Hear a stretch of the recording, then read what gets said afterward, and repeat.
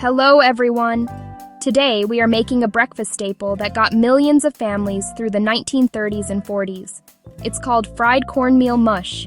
It costs about 5 cents to make a whole batch, and it was the secret to a hearty, energy-packed morning before a long day of work. This is a two-way meal. One day, it's a warm porridge, and the next day, well, that's when the real magic happens. Let's get into the truth of this historical classic. We start with 4 cups of boiling water and a teaspoon of salt. In a separate bowl, mix 1 cup of yellow cornmeal with 1 cup of cold water. This little trick prevents clumps, a must-know for any 1930s cook. Slowly whisk that mixture into your boiling water. Turn the heat down low and let it simmer for about 15 minutes. You're looking for it to get thick and smooth, like a heavy porridge. Now here's the secret. Pour that hot mush into a greased loaf pan.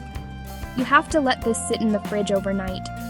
It needs to become firm so we can slice it. The next morning, slice it into half-inch pieces. Dredge them lightly in a little extra cornmeal for extra crunch, and fry them in a hot skillet with a tiny bit of butter or oil until they are golden brown and crispy on both sides. Look at that golden crunch. Back in the day, they'd top this with maple syrup, molasses, or even just a bit of salt and pepper. It's crispy on the outside, creamy on the inside, and absolutely delicious.